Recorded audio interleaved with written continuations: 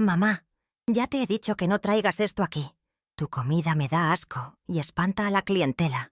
¿Qué no entiendes que esto es un lugar decente? La voz de mi hijo, Javier, cortó el murmullo del mediodía en su restaurante de Polanco como un cuchillo helado. Sus palabras, lanzadas con desprecio frente a sus empleados y a un par de clientes que nos miraban con curiosidad, quedaron suspendidas en el aire, pesadas y venenosas. Sostenía en mis manos la cazuela de barro, aún tibia, que contenía el mole negro de la abuela, la receta que había alimentado sus sueños de niño, la misma que ahora repudiaba.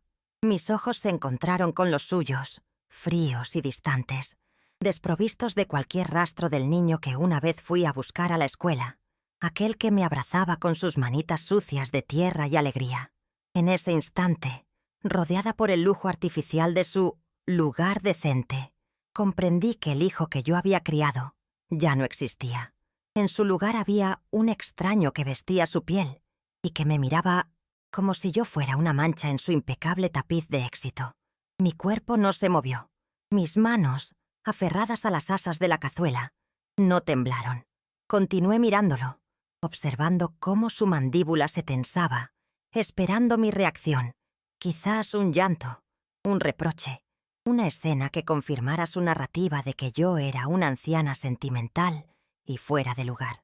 Pero no le di esa satisfacción. Afuera, el sol de la Ciudad de México caía a plomo sobre el asfalto, pero dentro de mí se instaló un invierno. Súbito, sentí las miradas de los meseros, jóvenes que podrían ser mis nietos, clavadas en mí, cargadas de una mezcla de lástima y vergüenza ajena. Mi silencio se hizo más denso que sus palabras hirientes. Era un silencio que venía de muy lejos, de mi tierra en Oaxaca, de las mujeres de mi familia que me enseñaron que la dignidad no hace ruido. Apreté ligeramente los labios, un gesto casi imperceptible, y asentí lentamente, no en señal de acuerdo, sino de acuse de recibo.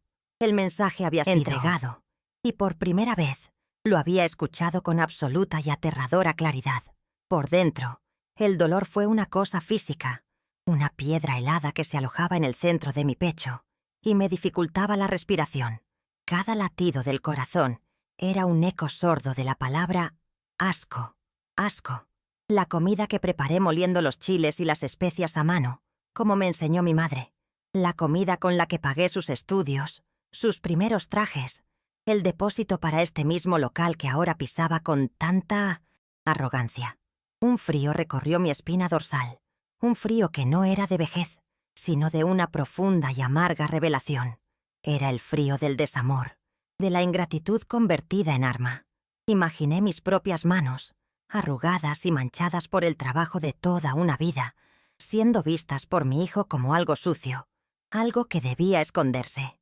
La humillación no fue como un golpe, fue como un veneno lento, que se extendía por mis venas, paralizando cualquier impulso de responderle, y, al mismo tiempo, despertando algo dormido en lo más profundo de mi ser, una calma peligrosa y definitiva. La memoria es una traidora. En el instante en que sus palabras me golpearon, no pensé en el presente, sino en el pasado. Vi a un Javier de 8 años, con las rodillas raspadas, sentado en la cocina de nuestro pequeño departamento en la colonia Doctores. Se comía el mole directamente de la olla con una tortilla y con la boca llena me decía: «Mamá, cuando sea grande, voy a tener un restaurante y todos van a comer tu comida. Seremos ricos». El olor a chocolate y chiles tostados de la cazuela que sostenía en mis manos se mezcló con el recuerdo de su risa infantil, creando un contraste tan brutal que sentí un vértigo. ¿En qué momento ese niño se había convertido en este hombre? ¿Qué había hecho yo, en mi afán de darle todo lo que no tuve, para sembrar en él esa semilla de desprecio por sus propias raíces? La cazuela de barro, que antes era un símbolo de amor, se había transformado en la prueba irrefutable de mi fracaso como madre. Di media vuelta sin decir una palabra. No corrí, no agaché la cabeza. Caminé con la espalda erguida, la misma con la que cargué bultos en el mercado de la Merced durante 30 años. Pasé entre las mesas de diseño, bajo las luces tenues que pretendían dar un aire de exclusividad, y empujé la puerta de cristal para salir a la bulliciosa calle de Polanco. El sol me cegó por un momento. Abracé la cazuela contra mi pecho, como si protegiera lo último que quedaba de mi amor por él. Cada paso que daba alejándome de su restaurante era un paso hacia una decisión irrevocable. La humillación ya no quemaba. Se estaba enfriando, solidificando en una certeza tranquila y afilada. No era un deseo de venganza lo que nacía en mí, sino una necesidad impostergable de recuperar el respeto por mí misma, por mi historia, por la mujer que se había sacrificado por un espejismo. El Javier que yo conocía estaba muerto, y yo, Elena, estaba a punto de renacer. Al llegar a mi casa en la colonia Narvarte, el silencio me recibió como un viejo amigo. Era un silencio denso, lleno de ecos de risas y llantos pasados, un agudo contraste con el ruido forzado y las conversaciones vacías del restaurante de Javier. Dejé la cazuela de barro sobre la pequeña mesa de la cocina. Su superficie oscura y rústica, una afrenta silenciosa contra el mármol blanco y el acero inoxidable que mi hijo tanto idolatraba. El recipiente parecía fuera de lugar en su mundo, pero aquí, en Milletesmercia, mi cocina era un trono. Mis manos se deslizaron por los muebles de madera que mi difunto esposo, Roberto, había lijado y barnizado él mismo. Cada objeto en esta casa tenía una historia, un sacrificio detrás. La vitrina con mis modestos ahorros, el retrato de mis padres en su boda en Oaxaca, la primera licuadora que compramos a plazos. Mi vida entera estaba en estas 4 paredes, una vida que mi hijo parecía determinado a borrar. La noche cayó sobre la Ciudad de México, tiñendo el cielo de un naranja violáceo que se filtraba por mi ventana. Me senté en mi sillón de siempre, el que tiene la forma de mi cuerpo, y me quedé mirando cómo las luces de los edificios comenzaban a parpadear, como un enjambre de luciérnagas lejanas y ajenas. No sentía soledad, sino una extraña lucidez. El dolor de la tarde se había asentado en el fondo de mi alma, y sobre él flotaba ahora una calma fría, una claridad que no había experimentado en años. Durante mucho tiempo había vivido a través de los ojos de mi hijo, midiendo mi felicidad en la escala de su éxito, de su comodidad. Pero esa tarde, sus palabras habían roto el espejo. Por primera vez en décadas, me estaba viendo a mí misma, a Elena, y lo que veía era a una mujer que había permitido que su amor fuera confundido con debilidad, su silencio con sumisión. Mi mente viajó en el tiempo, a mis primeros años en esta ciudad monstruosa y fascinante. Recuerdo el olor a humo y a comida callejera al bajar del autobús que me trajo de Oaxaca, con un bebé en brazos y el corazón lleno de un miedo tan grande como mi esperanza. Javier era tan pequeño, tan frágil. Trabajaba de sol a sol, limpiando casas ajenas, lavando ropa que no era mía, siempre con la imagen de su futuro como mi único combustible. Ahorraba cada centavo, remendaba mi propia ropa para poder comprarle a él zapatos nuevos. Me saltaba comidas para que él tuviera siempre su leche. Quería construir para él un escudo contra la pobreza y las humillaciones que yo había conocido. Quería que su único trabajo fuera estudiar, soñar, ser más grande que yo. Y mientras lo recordaba, una pregunta amarga se formó en mi mente. ¿Para esto? ¿Para que usara esa vida que yo le di como un arma para despreciarme? La conexión entre ese pasado de sacrificio y el presente de desdén era una herida abierta. Todo el amor, toda la abnegación, se sentían de pronto como una inversión estúpida, como haber echado agua en una canasta rota. Sus palabras, «Tu comida me da asco», no solo rechazaban un plato, de mole. Rechazaban mis manos cansadas, mis noches en vela, el olor a ajo y cebolla que se impregnaba en mi piel y que él, de niño, decía que era el perfume de mamá. Se sentía como si hubiera tomado todos mis años de esfuerzo, los hubiera hecho una bola de papel y los hubiera arrojado a la basura con una mueca de fastidio.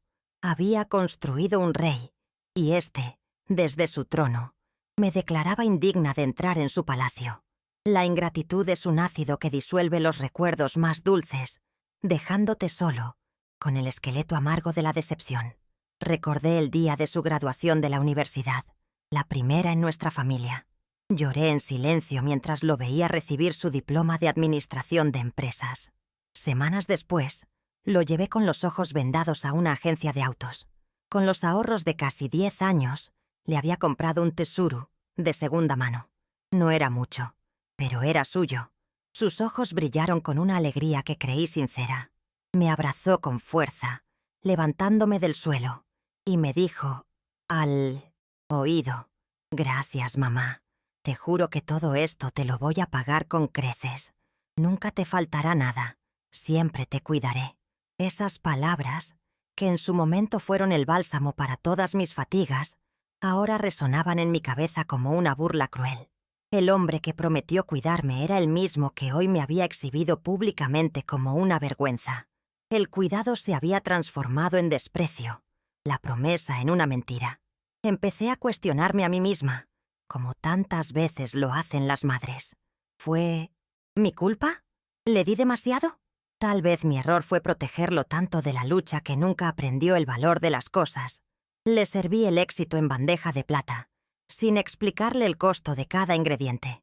Para él, el restaurante simplemente apareció. El dinero simplemente fluyó. No conoció el sudor, el miedo al fracaso, la humildad que te enseña el tener que empezar desde cero.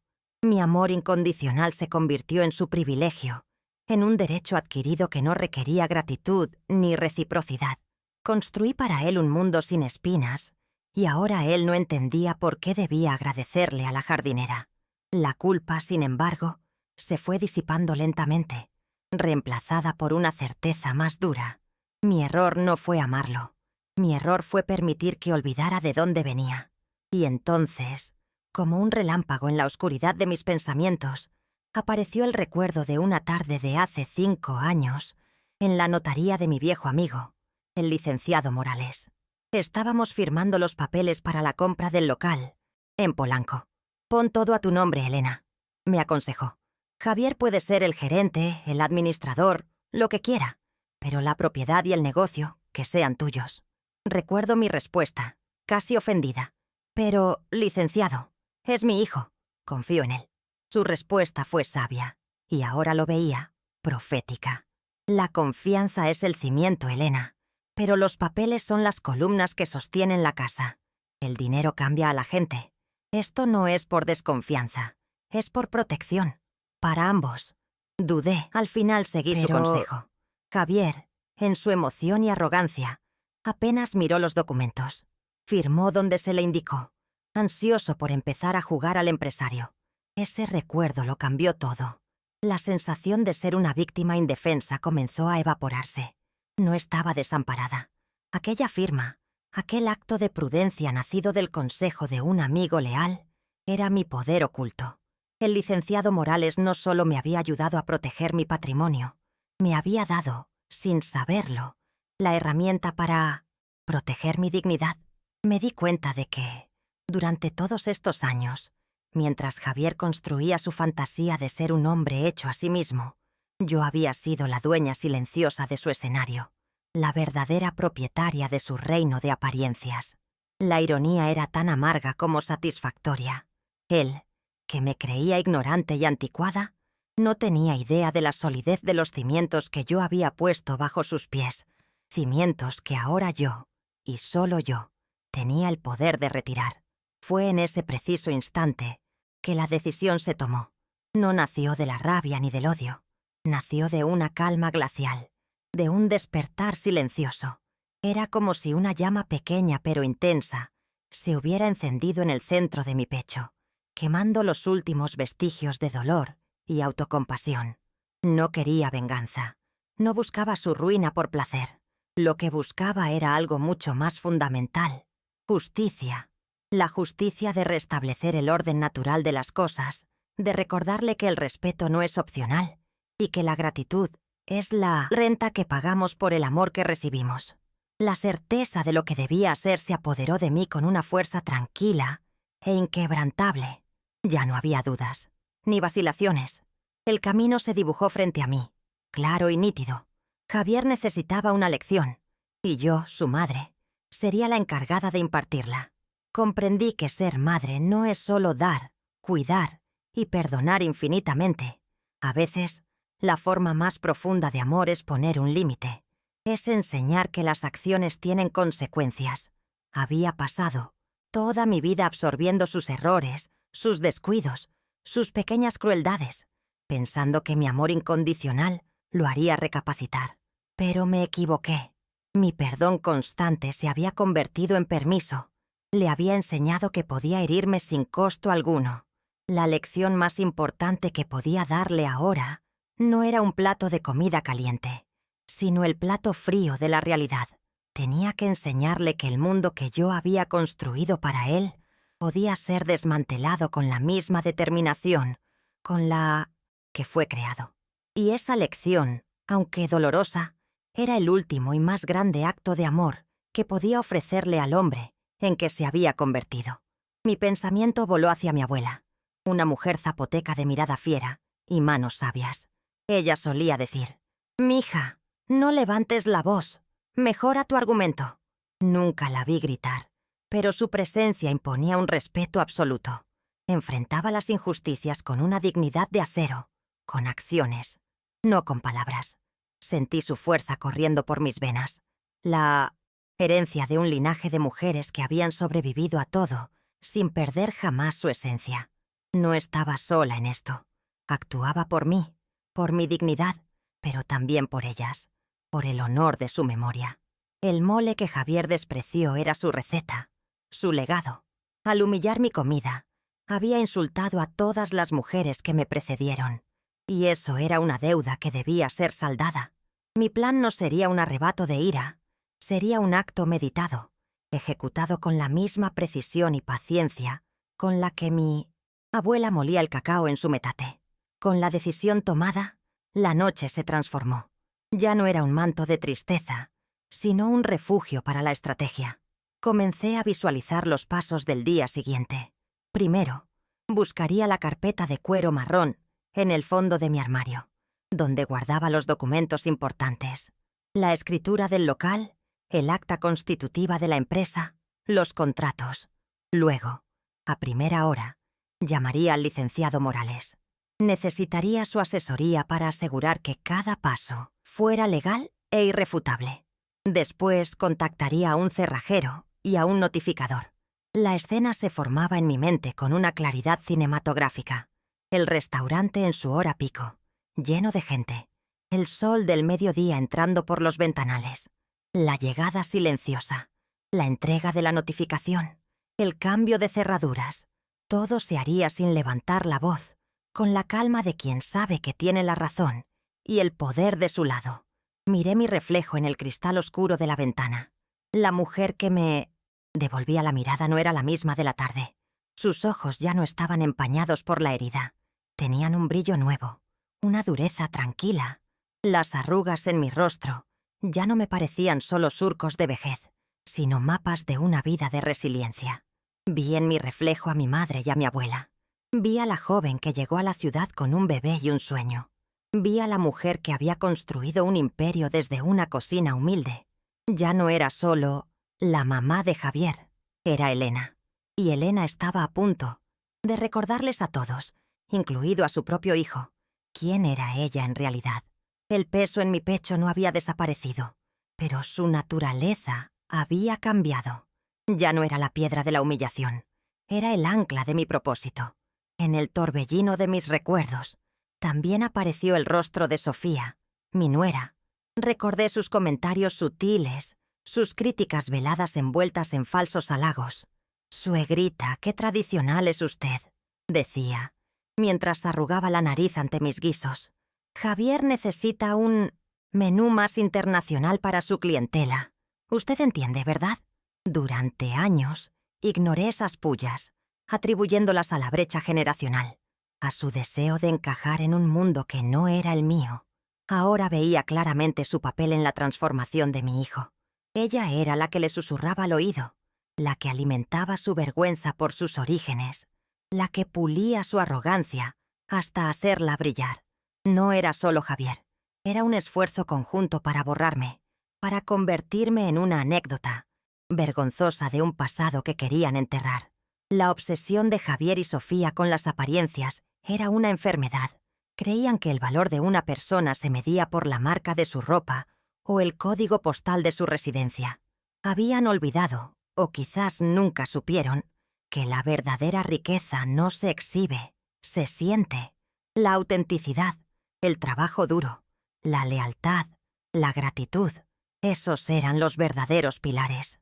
Mi hijo se había enamorado de la fachada de Polanco, de su brillo superficial, y en el proceso había despreciado los cimientos sólidos que yo le había dado, cimientos construidos con adobe de Oaxaca, con recetas ancestrales y con un amor que no entendía de estatus social. Él quería un restaurante decente, pero había olvidado que la decencia no está en el menú ni en la decoración, sino en el corazón de quien lo dirige. Un último recuerdo, agridulce y doloroso, vino a mí. Javier, con 16 años, temblando de fiebre por una infección de garganta. No me separé de su lado en 3 días. Le preparaba caldos, le ponía paños de agua fría en la frente, le contaba historias de nuestro pueblo para que se durmiera. Recuerdo su vulnerabilidad, cómo se acurrucaba y me decía: «No te vayas, mamá». Ese instinto feroz de protegerlo, de aliviar su dolor, era la fuerza más grande que había conocido. Y paradójicamente, era ese mismo instinto el que me impulsaba ahora, porque a veces, para sanar una herida profunda, hay que cauterizarla, y el fuego que me preparaba a usar, aunque severo, venía de ese mismo lugar, del amor inquebrantable de una madre que se niega a ver a su hijo consumido por su propia arrogancia. Una vez que el plan estuvo firmemente asentado en mi mente, una paz profunda me invadió. La tormenta interna había cesado. El torbellino de dolor, ira y confusión se había disipado, dejando en su lugar una serenidad absoluta. Me levanté del sillón. Mis movimientos eran lentos, deliberados. Ya no era una anciana agobiada por el peso de una ofensa. Era una generala en la víspera de una batalla decisiva. Una batalla por el territorio de mi propia alma. Sabía que el día de mañana sería difícil, que la confrontación sería dolorosa, pero por primera vez en mucho tiempo sentía que estaba haciendo lo correcto. No solo por mí, sino también por él. Era una madre a punto de darle a su hijo la lección más dura, pero más necesaria, de su vida. Fui a la cocina. La cazuela de mole seguía sobre la mesa, un testigo silencioso de la humillación. Por un momento pensé en tirarlo todo, en deshacerme de esa prueba material del desprecio de mi hijo. Pero luego, en un acto de desafío silencioso, tomé un plato de mi alacena. Con una cuchara, me serví una porción generosa. Calenté unas tortillas en el comal, como lo hacía cada día, y me senté a comer, sola, en el silencio de mi cocina. Cada bocado era una reafirmación.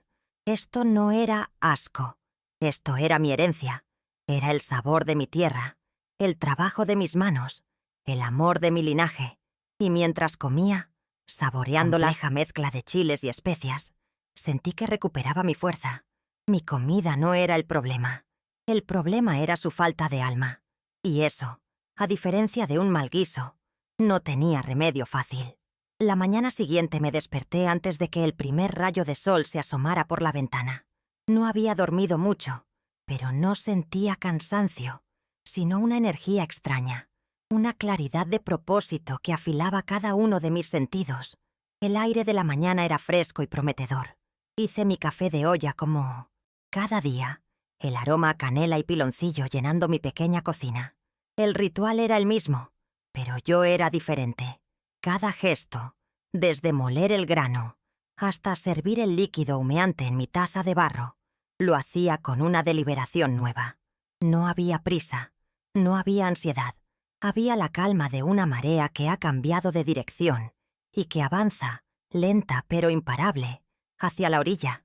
El sol comenzó a iluminar las motas de polvo que danzaban en el aire, y yo supe que esa luz traía consigo un día de ajuste de cuentas. Después del café, me dirigí al viejo ropero de cedro que guarda las reliquias de mi vida.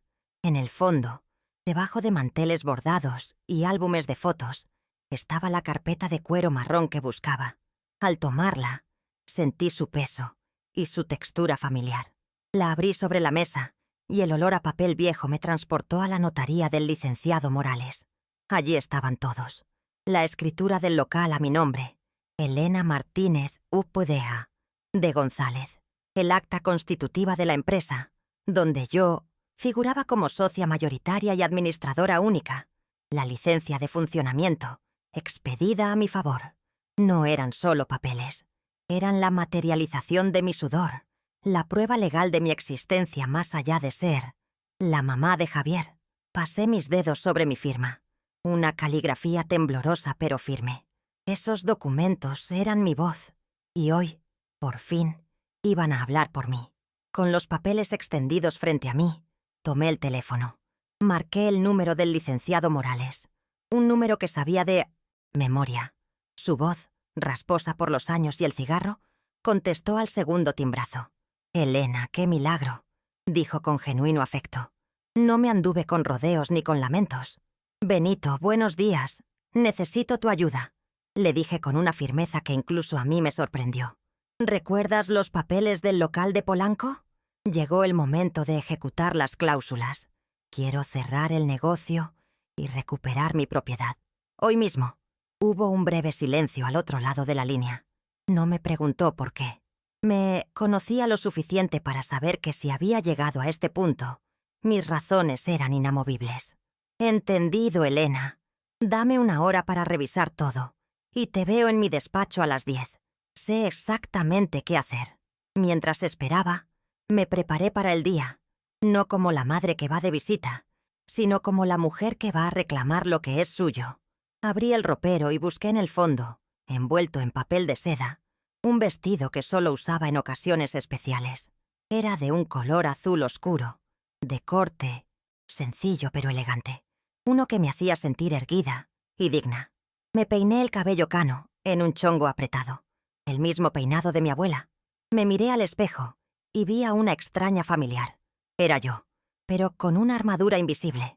No era vanidad, era una declaración. Javier y su esposa se avergonzaban de mi apariencia humilde, de mis rebozos y mis faldas floreadas. Hoy no les daría ese pretexto. Hoy se enfrentarían a Elena, la dueña, no a la viejita a la que se puede humillar sin consecuencias. Mientras me vestía, reflexioné sobre el significado del trabajo. Mi vida había sido un trabajo físico, tangible. Manos en la masa, espalda doblada sobre el comal, pies hinchados después de un día en el mercado.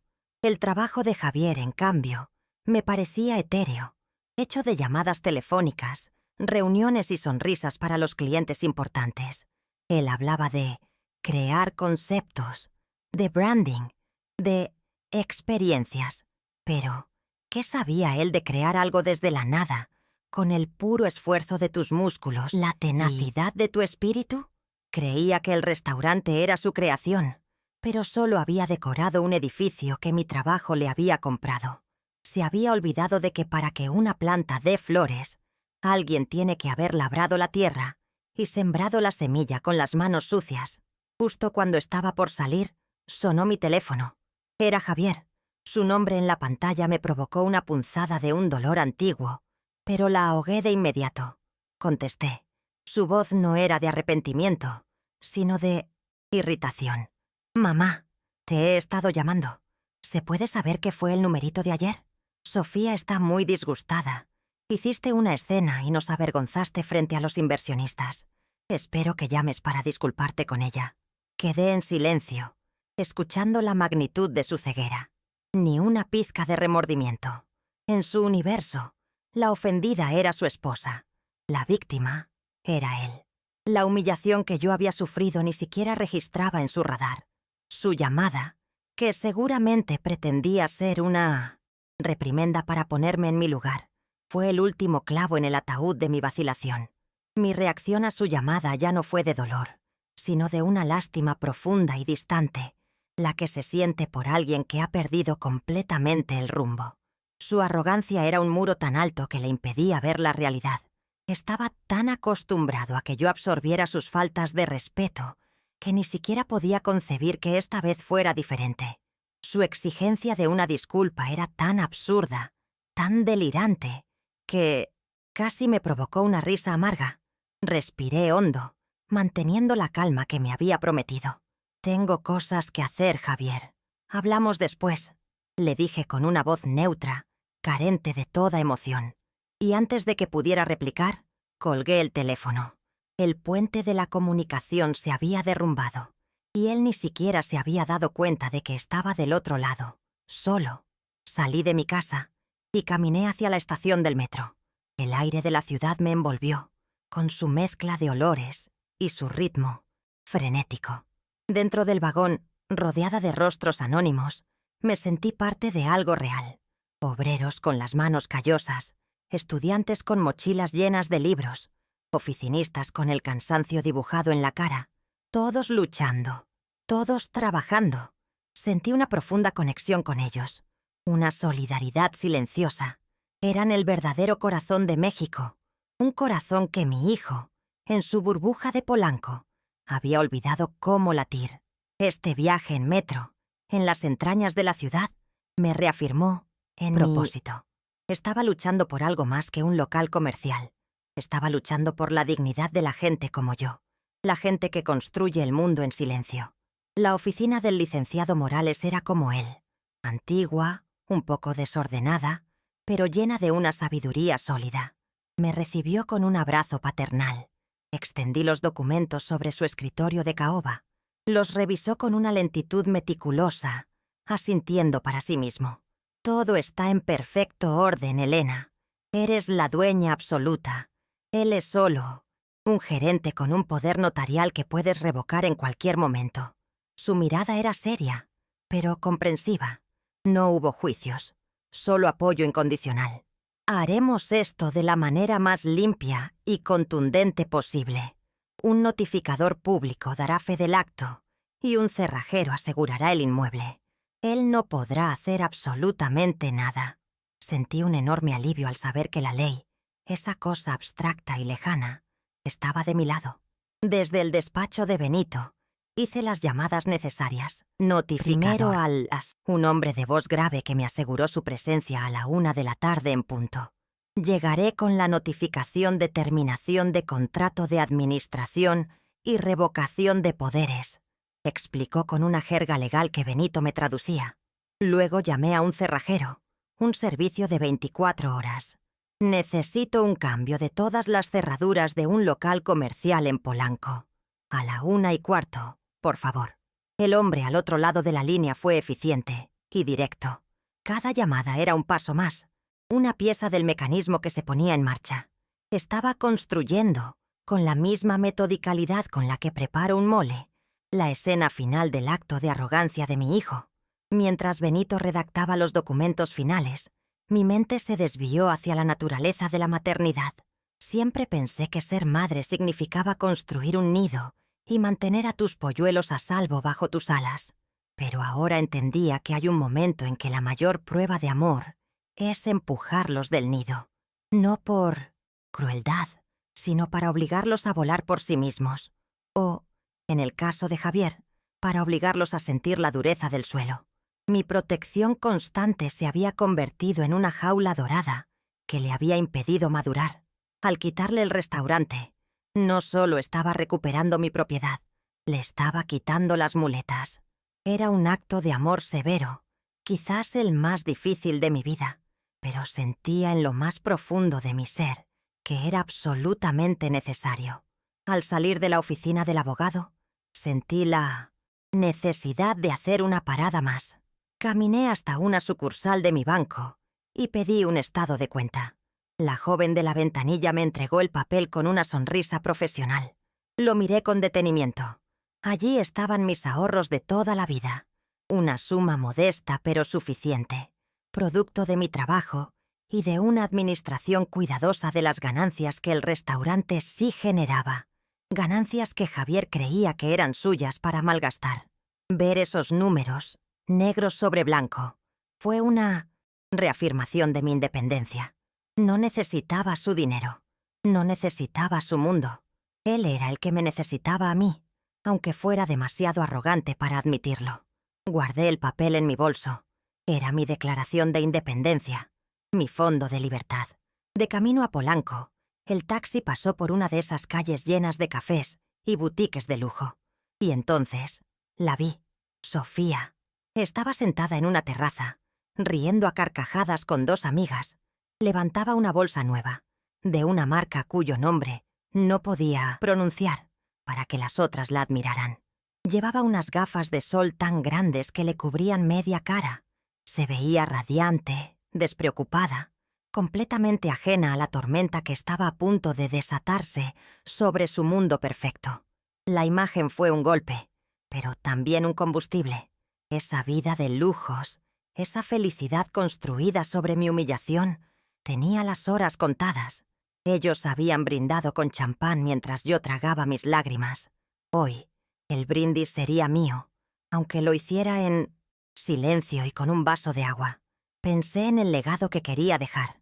Un padre, una madre, no le debe a sus hijos una vida fácil. Les debe herramientas, valores, raíces. Yo le había dado a Javier las herramientas, pero él las había usado para construir un monumento a su propio ego. Le había intentado enseñar los valores de la humildad y el trabajo, pero los había despreciado. Y le había dado raíces tan profundas como los árboles de Oaxaca, pero él se había dedicado a intentar cortarlas. Comprendí que el verdadero legado que le dejaría no sería el restaurante ni el dinero. Sería esta lección. Una lección inolvidable sobre dignidad, respeto y las consecuencias de escupir al cielo. Quizás, solo quizás, en la ruina de su arrogancia, encontraría la semilla de la humildad. Llegué a Polanco casi una hora antes de la cita. En lugar de ir directamente al restaurante, encontré una banca en un pequeño parque cercano, a la sombra de una jacaranda. Me senté a observar el ir y venir de la gente, el pulso acelerado del barrio más rico de la ciudad. Necesitaba ese momento de quietud, de silencio antes de la confrontación. Cerré los ojos y respiré hondo, llenando mis pulmones con el aire cargado de la ciudad. No sentía nervios, sino una extraña paz. Estaba en el lugar correcto, en el momento correcto, haciendo lo único que podía hacer. Había agotado todas las demás opciones: el amor paciente, el silencio comprensivo, la esperanza ciega. Ahora solo quedaba la acción. Y estaba lista. En la quietud del parque, la imagen de mi difunto esposo Roberto vino a mi mente. Era un hombre tan callado como yo, pero con una fortaleza que se sentía en su presencia. ¿Qué habría dicho él de todo esto? Imaginé su mano grande y callosa sobre la mía. No habría necesitado muchas palabras. Me habría mirado con sus ojos oscuros y profundos y habría asentido lentamente. Él siempre creyó en mi fuerza, incluso cuando yo misma dudaba. «Tú puedes con esto y más, Helenita», me habría dicho. Sentir a mi lado me dio el último impulso de valor que necesitaba. No estaba sola. Lo estaba haciendo por los dos, por el respeto a la familia que habíamos construido juntos, con tanto esfuerzo. Cuando faltaban 15 minutos para la 1, me levanté y caminé con paso firme hacia el punto de encuentro. Esta vez no tomé el metro. Pedí un taxi. Fue un gesto pequeño, casi insignificante, pero para mí lo significaba todo. Ya no era la madre humilde que llega en transporte público con una cazuela de comida.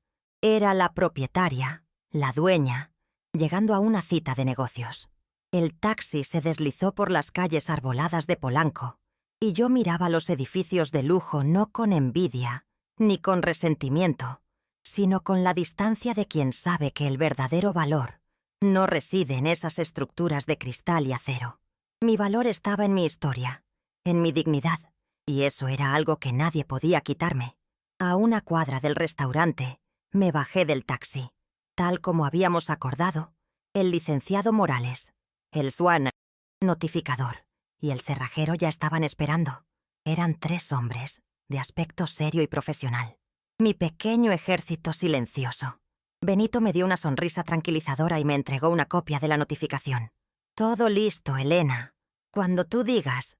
El notificador, un hombre corpulento con un portafolio, asintió. El cerrajero, más joven, esperaba con su caja de herramientas en la mano. Miré la fachada de cristal del restaurante. Adentro, el lugar estaba lleno, vibrante de conversaciones y risas. Tomé una última respiración profunda. El corazón no me latía deprisa. Estaba sereno, firme, listo. La hora había llegado. El telón estaba a punto de caer. Empujé la puerta de cristal y entré. El murmullo de conversaciones y el tintineo de cubiertos se desvaneció como si alguien hubiera bajado el volumen de golpe. El aire, antes cargado del aroma de la comida y el perfume caro, se tensó de repente. Caminé al frente, flanqueada por el licenciado Morales y el notificador, con el cerrajero, unos pasos detrás de nosotros. No era la entrada de la madre de Javier, la viejita que traía comida casera en una cazuela de barro. Era la llegada de una autoridad inesperada. Los meseros se detuvieron en seco, las bandejas suspendidas en el aire. Las cabezas de los comensales se giraron hacia nosotros, sus rostros una mezcla de curiosidad e incomodidad. El restaurante, el escenario del triunfo de mi hijo, se había convertido en un teatro silencioso, y todos los ojos estaban fijos en la protagonista que nadie había invitado al escenario. Javier estaba en la mesa principal, en el centro del salón, de espaldas a la entrada. Reía a carcajadas por algo que había dicho uno de los hombres de traje que lo acompañaban, sus supuestos inversionistas.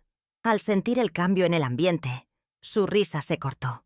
Se giró lentamente en su silla, una expresión de fastidio en su rostro, seguramente preparado para reprenderme por interrumpirlo de nuevo.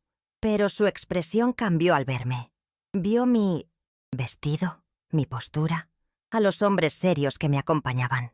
El fastidio se transformó en confusión y luego en una alarma incipiente.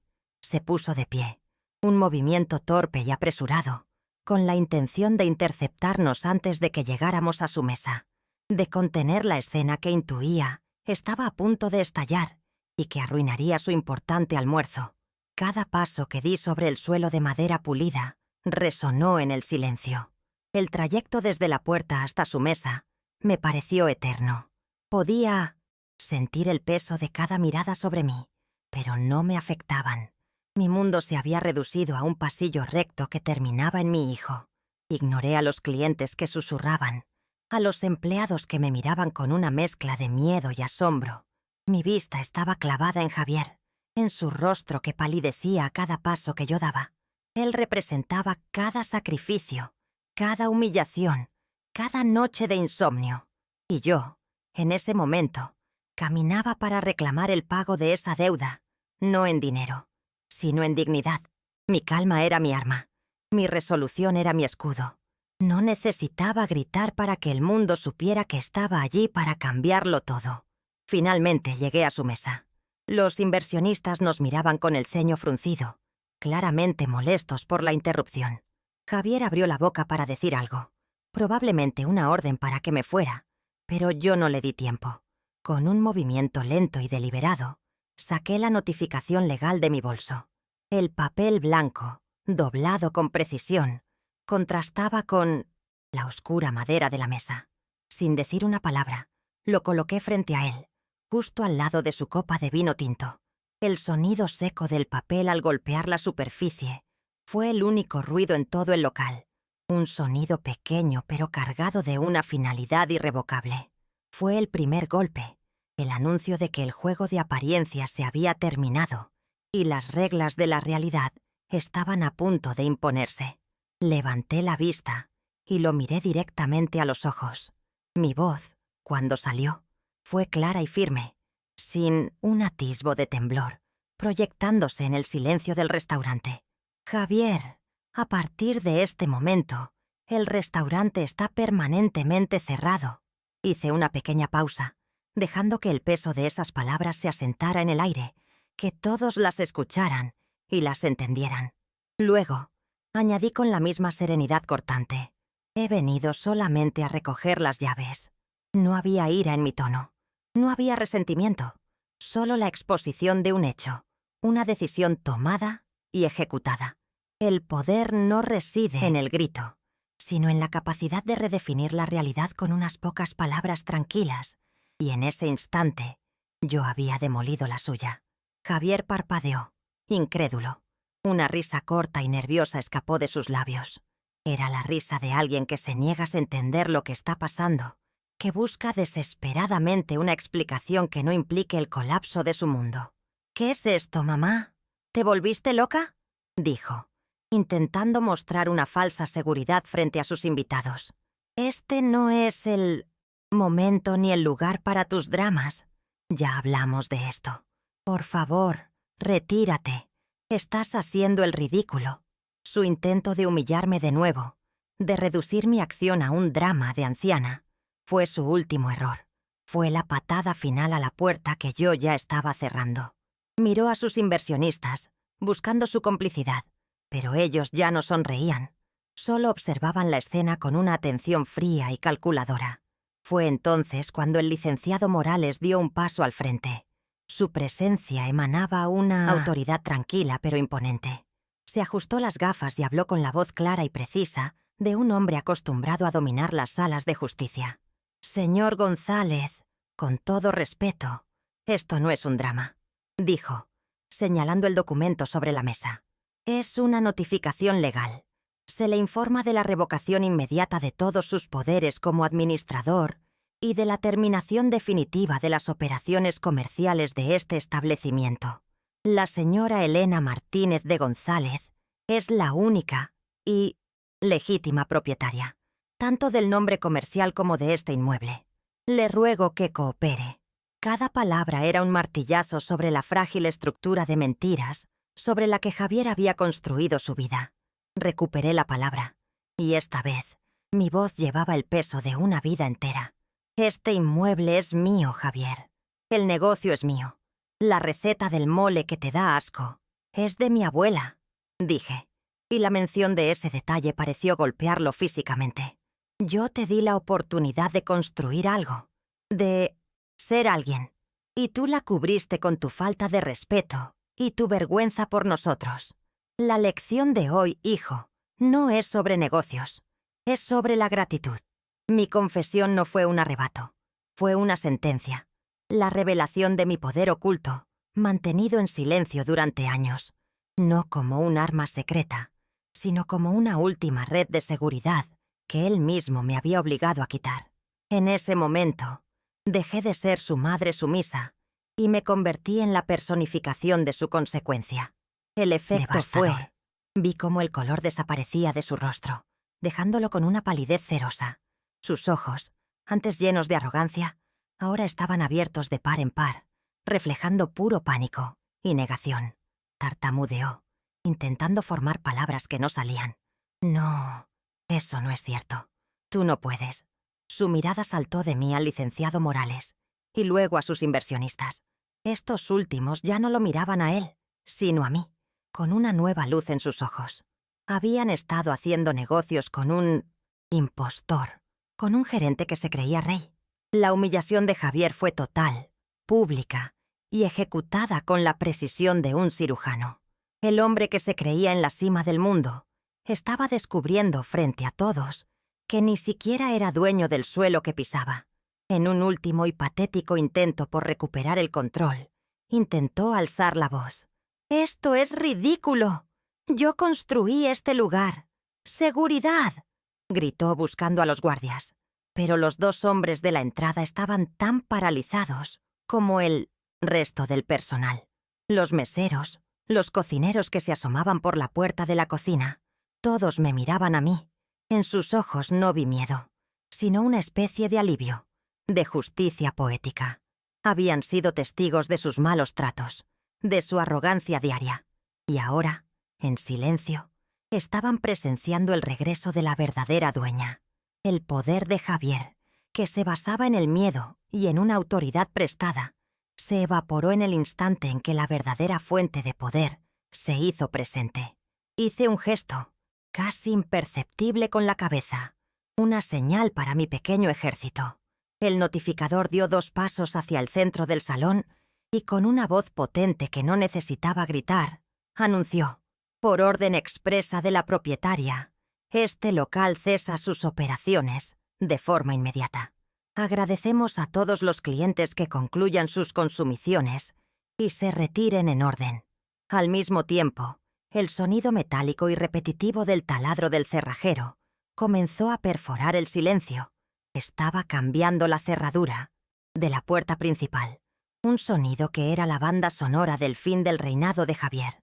Era un acto tan simple y tan brutalmente efectivo que nadie en la sala se atrevió a moverse ni a protestar. La reacción en cadena fue inmediata. Los inversionistas se levantaron bruscamente, arrojando sus servilletas sobre la mesa.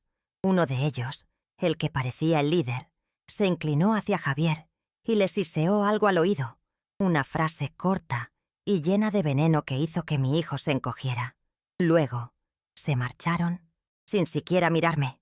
Los demás clientes, entendiendo que el espectáculo había terminado y que formaban parte de un colapso, comenzaron a levantarse, dejando dinero sobre las mesas y saliendo apresuradamente, susurrando entre ellos.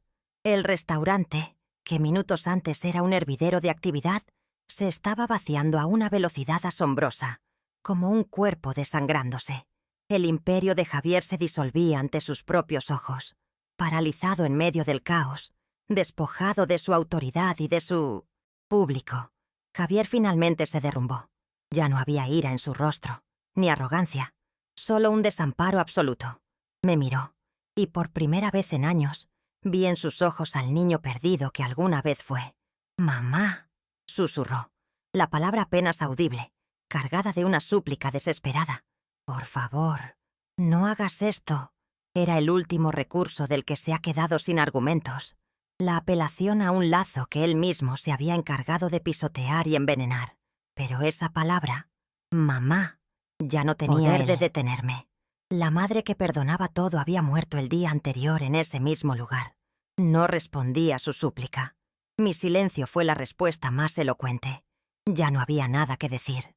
La lección estaba dada.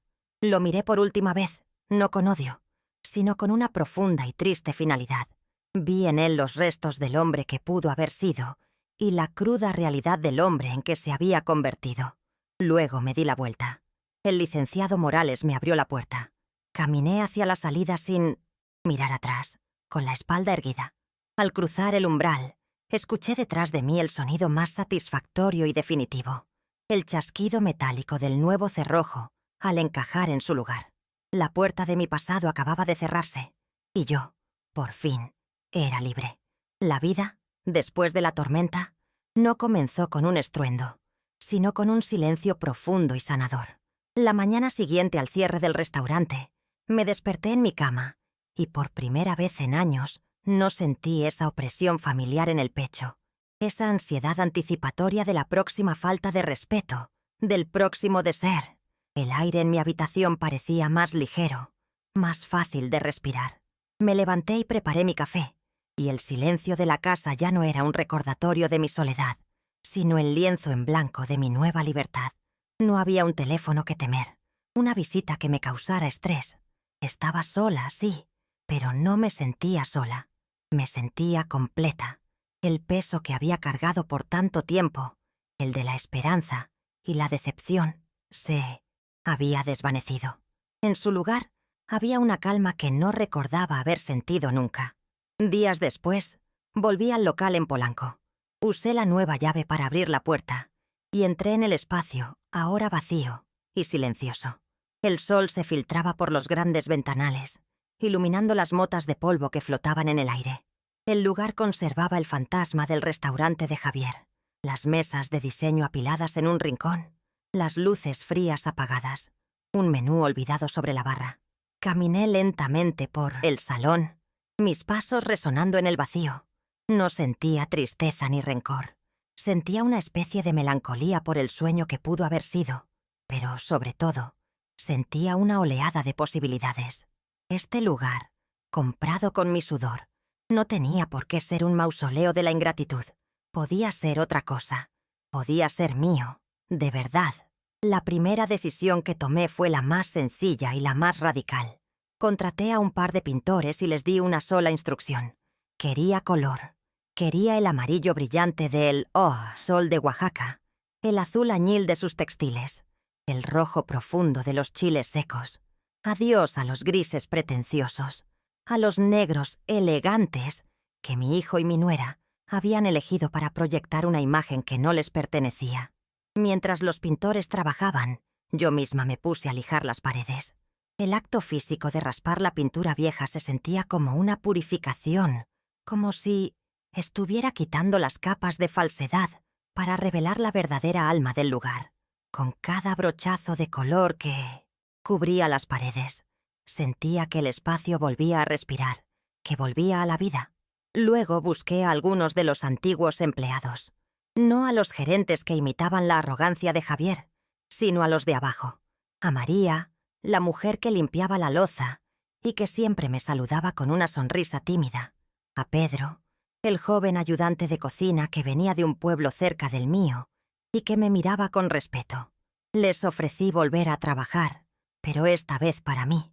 Les prometí un salario justo, un trato digno y un ambiente donde su trabajo fuera valorado. Sus ojos se iluminaron de una gratitud tan genuina que me conmovió. Ellos habían sido testigos silenciosos de mi humillación y, en secreto, habían estado de mi lado. Juntos, no como jefa y empleados, sino como un equipo, comenzamos a construir algo nuevo. A mis 75 años, me sentía como si estuviera empezando de nuevo. Durante décadas, mis roles habían sido definidos por otros. Era la esposa de Roberto, la madre de Javier. Ahora, por primera vez, era simplemente Elena, la dueña de un negocio, una emprendedora. El miedo inicial fue reemplazado por un entusiasmo inesperado. Me di cuenta de que toda mi vida me había preparado para esto.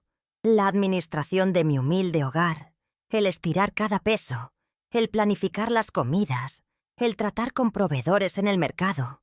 Todo ello era experiencia empresarial en su forma más pura. Javier había ido a la universidad para aprender de negocios en libros. Yo había vivido un curso intensivo durante 50 años. Y ahora era el momento de mi graduación. El menú fue mi declaración de principios. Tomé una libreta y comencé a escribir los nombres de todos los platillos que Javier había despreciado por ser comida de pueblo. El mole negro de mi abuela, por supuesto, sería el plato estrella. Añadí las tlayudas con tasajo y asiento, las memelas cubiertas de frijoles refritos y queso fresco, la sopa de guías, el estofado almendrado. Cada receta era un recuerdo, un homenaje a mi tierra y a las mujeres de mi familia. No me importaba si era comercial o si estaba de moda.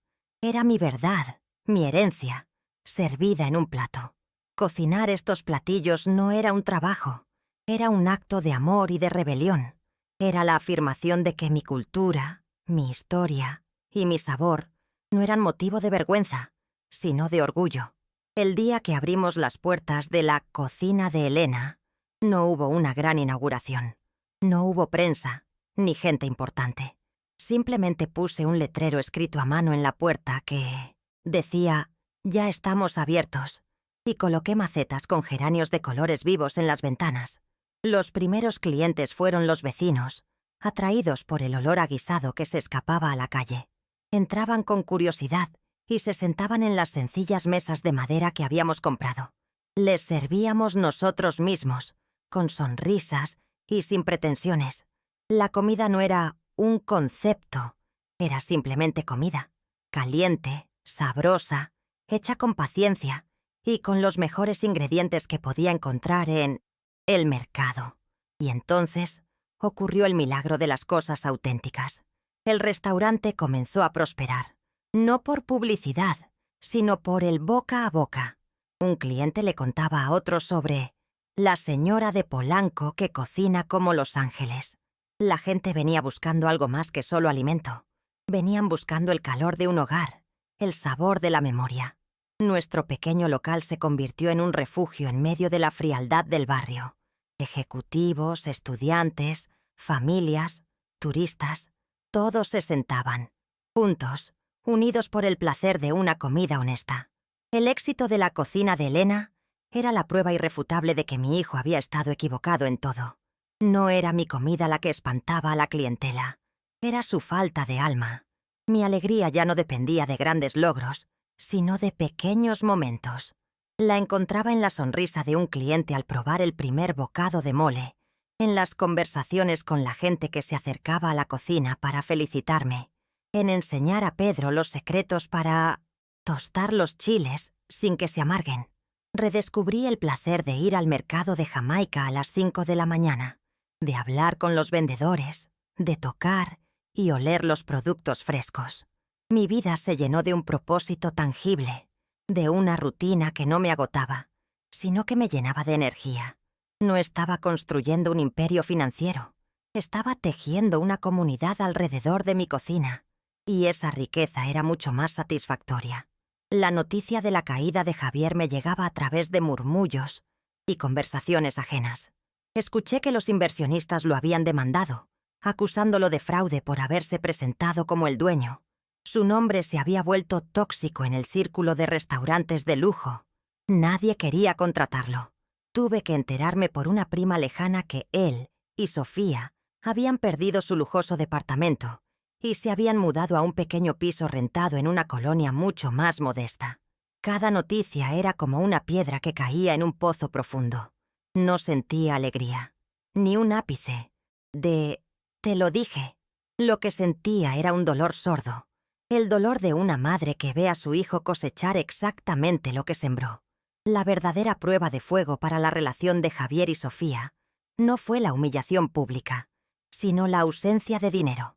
Sofía, cuya identidad estaba construida sobre el estatus y las apariencias, no pudo soportar la caída. Escuché que las peleas eran constantes, que ella le reprochaba a diario su fracaso, su arrogancia, el haber subestimado a su viejita. Un día, simplemente se fue. Lo abandonó, dejándolo solo para enfrentar las ruinas de la vida que él mismo había dinamitado. La mujer que había sido su cómplice en el desprecio hacia mí demostró que su lealtad era tan superficial como sus gustos.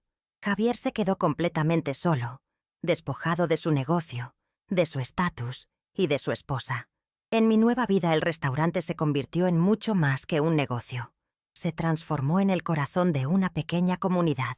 Para el Día de Muertos, montamos una ofrenda espectacular en la entrada, llena de cempasúchil, comida y fotos de nuestros antepasados. Los vecinos venían a verla y a compartir sus propias historias. En Navidad, organizamos una cena para la gente sin hogar del barrio. El lugar, que una vez fue un templo de la exclusividad y la pretensión, ahora era un espacio de inclusión, de calidez y de verdadera decencia. Estaba creando un legado que no tenía nada que ver con el dinero, sino con la conexión humana, con el respeto a la tradición y con la generosidad. Un día recibí la visita del licenciado Morales. Se sentó en una de las mesas y le serví un plato de mi mejor mole. Comió en silencio, saboreando cada bocado. Cuando terminó, me miró con sus ojos sabios y un poco húmedos. «Tu esposo estaría tan orgulloso de ti, Elena», me dijo. «Él siempre supo la leona que llevabas dentro». Sus palabras fueron el reconocimiento que no sabía que necesitaba. Las lágrimas brotaron de mis ojos, pero no eran de tristeza. Eran lágrimas de liberación, de gratitud por haber tenido la fuerza de honrar mi propia historia y la memoria del hombre que siempre había creído en mí. En ese momento, sentada en mi propio restaurante, lleno de vida y de aromas deliciosos, me sentí en paz. El tiempo siguió su curso, y mi vida encontró un ritmo apacible y feliz. Contraté a una sobrina nieta que vino de Oaxaca a estudiar en la ciudad. La joven, de nombre Itzel, tenía el mismo amor por la cocina que yo. Se convirtió en mi sombra, en mi aprendiz. Verla aprender mis recetas con tanto entusiasmo, ver cómo sus manos jóvenes replicaban los gestos de mi abuela, fue como cerrar un círculo. Le estaba pasando mi legado no a quien lo exigía por derecho de sangre, sino a quien lo merecía por derecho de corazón y respeto. En ella veía el futuro de nuestra tradición, la garantía de que el sabor de nuestra familia no moriría jamás. No volví a saber de Javier por mucho tiempo. La ausencia de su presencia, que antes me dolía, se había convertido en una bendición. Mi paz ya no estaba condicionada a su estado de ánimo ni a su aprobación. Había aprendido la lección más dura para una madre, que la felicidad de tus hijos no es tu responsabilidad, especialmente cuando ellos mismos eligen el camino de su propia miseria. Me había liberado de la carga de su ingratitud. Le deseaba que encontrara su camino, pero ya no estaba dispuesta a que el mío dependiera del suyo. Mi mundo era ahora la cocina de Elena. Mis hijos eran mis clientes satisfechos y mi familia era el equipo que había formado. Reflexionando sobre el perdón, me di cuenta de que es un concepto complicado. No sé si alguna vez podré perdonar la crueldad deliberada de sus palabras, la humillación pública. Pero lo que sí había logrado era algo quizás más importante. Había dejado de necesitar su arrepentimiento para poder seguir adelante. Mi paz no dependía de que él viniera a pedir perdón. Mi paz la había construido yo misma, con mis propias manos, con mis propios ingredientes. El perdón, si algún día llegaba, sería un regalo para él, no para mí. Yo ya no estaba encadenada a su ofensa. Yo ya era libre. La fama de la fonda creció de maneras inesperadas. Un día, un crítico de comida de un periódico importante vino de incógnito. Semanas después, publicó una reseña que alababa la brutal honestidad y la profundidad conmovedora de mi cocina. Lo llamó un tesoro escondido en el corazón de la opulencia. Después de eso, las filas para entrar se hicieron más largas. Pero no cambié nada.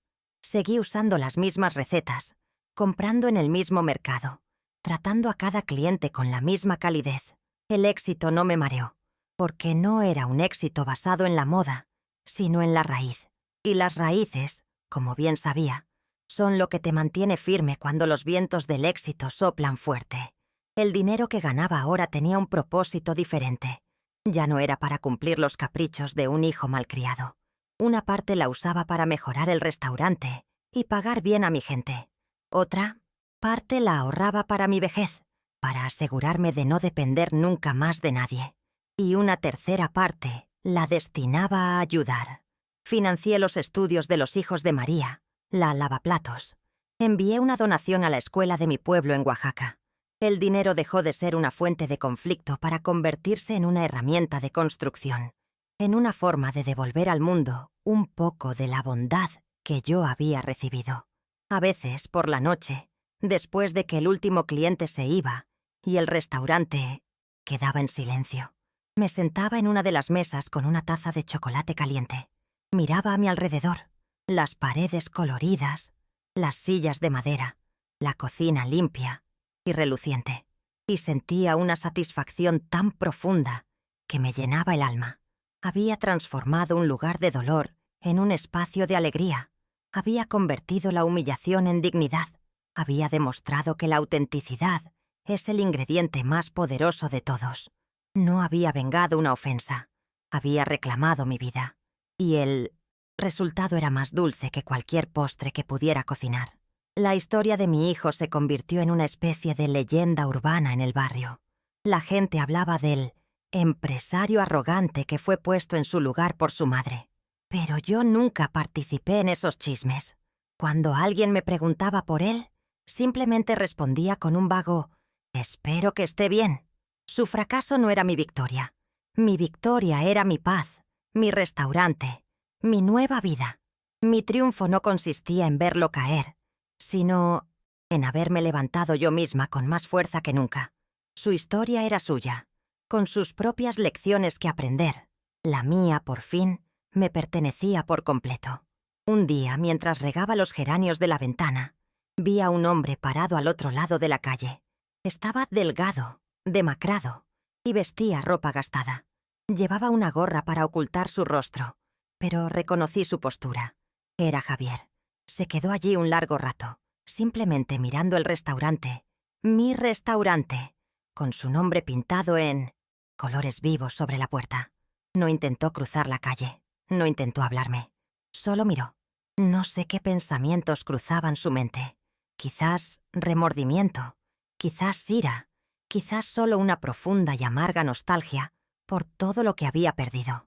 Después de unos minutos, se dio la vuelta y se marchó, desapareciendo entre la multitud. Verlo así, tan derrotado, me provocó una punzada de dolor. El amor de madre, por más herido que esté, nunca muere del todo. Pero esa punzada ya no me desestabilizó. Vi como lo que era. El eco de un amor pasado, no una obligación presente. No corrí tras él. No lo invité a entrar. Entendí que su camino de regreso, si es que existía, tenía que recorrerlo solo. Yo ya no podía, ni quería, allanarle el camino. La lección más dura, la de la autosuficiencia, apenas estaba comenzando para él. Y yo tenía que respetar su proceso, por doloroso que fuera para ambos.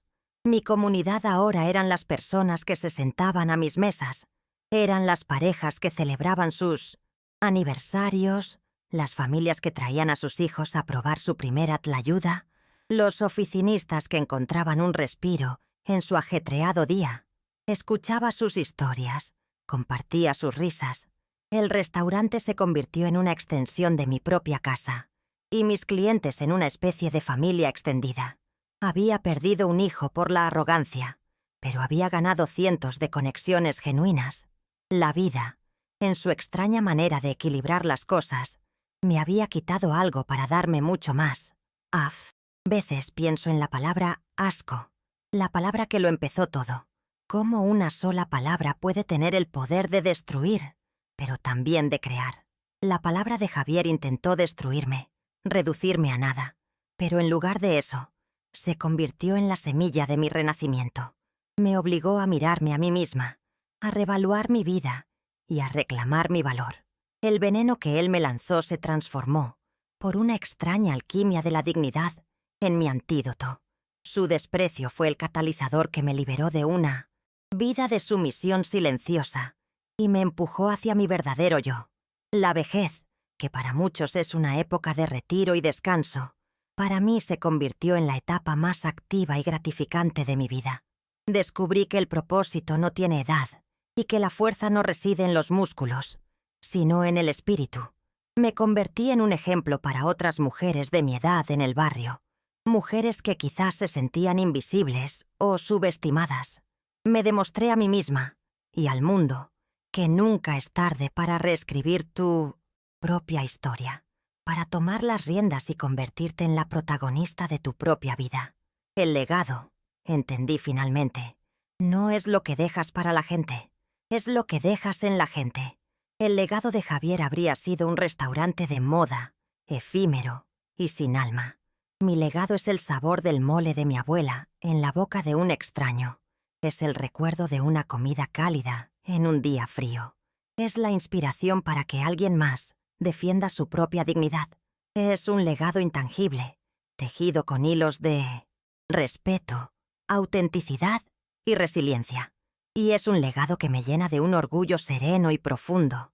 La paz que encontré no es una paz pasiva, de inacción. Es una paz activa, que se construye cada día. Se construye en el calor de la cocina, en la sonrisa de mis empleados, en la gratitud de mis clientes, en la belleza de un geranio floreciendo. Es la paz que viene de saber quién eres, de dónde vienes y de haber luchado por defenderlo. Es la paz de una mujer que fue humillada y que, sin levantar la voz, logró que todo un universo se inclinara ante la tranquila majestad de su dignidad. Un año después de la reapertura, en el aniversario de la cocina de Elena, el local estaba más lleno que nunca. Itzel, mi sobrina nieta, ahora dirigía la cocina con una confianza que me llenaba de orgullo. Yo me dedicaba a recibir a la gente, a ser la anfitriona. Al final de la noche mi equipo me sorprendió con un pequeño pastel. Mientras todos cantaban y aplaudían, miré sus rostros felices y agradecidos. Y entendí que esto era una familia real, construida no sobre la obligación de la sangre, sino sobre la elección del respeto y el afecto mutuo. La última pieza de mi sanación llegó de una forma inesperada. Recibí una carta. La letra, torpe e insegura, era de Javier. Era corta, apenas unas líneas. No pedía perdón directamente, no se atrevía. Solo decía: «Mamá, fui a comer a un lugar sencillo el otro día. Pedí un mole. No sabía a nada. Solo entonces entendí lo que perdí. Espero que estés bien». Leí la carta varias veces. No anunciaba un cambio radical, pero era el primer reconocimiento de su ceguera, la primera grieta en su muro de arrogancia. No le respondí, pero guardé la carta. La lección, al parecer, había comenzado a echar raíces. Mi vida ahora es plena. Tengo trabajo, tengo una comunidad, tengo respeto, pero lo más importante es que me tengo a mí misma. La mujer que se miraba al espejo ya no es una sombra, una figura secundaria en la vida de otro. Es Elena, Oaxaca, que llegó a la Ciudad de México con un sueño y que después de un largo desvío, finalmente lo está cumpliendo. No el sueño de la riqueza material que obsesionaba a mi hijo, sino el sueño más profundo y verdadero, el de una vida vivida con dignidad, con propósito y en paz. A veces, cuando la cocina de Elena ya ha cerrado y el silencio regresa, me quedo un rato sentada junto a la ventana, mirando las luces de Polanco. Es curioso cómo este mismo lugar, que fue el escenario de mi más profunda humillación, es ahora el santuario de mi paz. La vida tiene esta manera irónica de tejer nuestros destinos, usando los hilos del dolor para bordar los patrones de nuestra mayor fortaleza. Pienso en la mujer que entró aquí con una cazuela de mole, buscando una migaja de afecto, y en la mujer que soy ahora, la dueña de su propio destino. No soy más rica, ni más joven, pero soy infinitamente más libre. He aprendido que las peores tormentas no siempre vienen a destruir tu casa. A veces, vienen simplemente a limpiar tus ventanas, para que puedas ver con claridad el nuevo horizonte que te espera. Mi abuela siempre decía, nunca escupas en el plato que te dio de comer. Yo crecí escuchando esa frase, pero solo ahora, en la etapa final de mi vida, comprendo su verdadera profundidad. No se trata solo de la comida, del alimento físico. Se trata de las raíces, de la historia, de los sacrificios silenciosos que nos permitieron ser quienes somos. Cuando desprecias tus orígenes, cuando sientes vergüenza de las manos callosas que te alimentaron, no estás insultando a tus antepasados, te estás envenenando a ti mismo. Estás cortando la rama sobre la que estás sentado. Javier creyó que al rechazar mi comida se elevaba por encima de su pasado, pero lo único que hizo fue quedar suspendido en el vacío, sin historia, sin sustento, sin nada real a lo que aferrarse. También he llegado a entender lo que realmente significa la familia. La sangre te hace pariente, pero es la lealtad, el respeto y el cariño lo que te convierte en familia. Por años, me aferré a la idea de que mi única familia era mi hijo, aceptando un trato que nunca debí tolerar, solo por el lazo de sangre que nos unía. Ahora sé que estaba equivocada. Mi verdadera familia está aquí, en esta cocina. Es María, que me cuenta sus problemas mientras lavamos los platos. Es Pedro, que me llama maestra, con un respeto que mi propio hijo nunca me tuvo. Es Itzel, que heredará mis recetas. Es cada cliente que vuelve y me saluda por mi nombre. La familia no es una obligación. Es un refugio que se construye día a día, con los ladrillos del respeto mutuo. En mis momentos más silenciosos, todavía pienso en Javier. No con rencor, sino con una compasión distante. Espero, por el bien de su alma, que algún día encuentre el camino de regreso a sí mismo. No a mí, no a mi vida, sino a la persona decente que sé que una vez existió en lo profundo de su ser. Comprendo ahora que el acto de amor más grande que hice por él no fue darle el restaurante, sino quitárselo. Le quité el escudo que lo protegía de la realidad y lo obligué a enfrentarse a su propio reflejo. Si aprenderá de esa dura lección o no, ya no es mi responsabilidad. Lo he soltado. Rezo para que aprenda a nadar, pero ya no me lanzaré al agua para salvarlo de las olas que él mismo ha creado. Al final de todo, esta larga jornada me ha enseñado la lección más importante. La dignidad no es negociable. No es un regalo que otros te dan y que te pueden quitar. Es una llama que arde dentro de cada uno de nosotros, y es nuestra sagrada responsabilidad mantenerla viva. Podemos ser pobres, podemos ser viejos, podemos ser ignorados por el mundo, pero mientras cuidemos esa llama interior, somos invencibles. Mi historia no es sobre una venganza, es sobre el autorrespeto. Es la historia de una mujer que recordó que su valor no lo determinaba el desprecio de su hijo, sino la fuerza de sus propias raíces y la decencia de su propio corazón. Y ese es un poder que nadie, absolutamente nadie, te puede quitar. Ahora, dime tú, ¿qué habrías hecho en mi lugar? Déjame saber tu opinión en los comentarios. Me encantará leerte. Y cuéntame también desde qué rincón de este mundo me estás escuchando. Y para ayudar a que esta historia llegue a más personas, suscríbete y comparte este video.